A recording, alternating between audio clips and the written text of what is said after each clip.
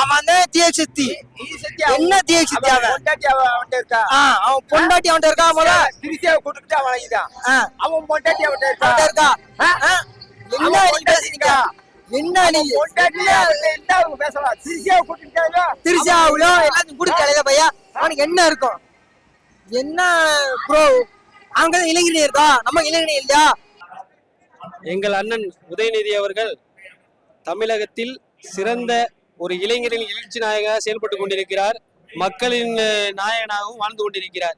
இதற்கு விஜய் என்ற ஒரு தற்கூரி ஒன்று இங்கே நடமாடி கொண்டிருக்கிறது. அது ரொம்ப காலத்துக்கு ஓடாது. அது சும்மா இந்த பஞ்சரா போன டயர் மாதிரி தான். அது ரொம்ப காலத்துக்கு நீடிச்சு ஓடாது.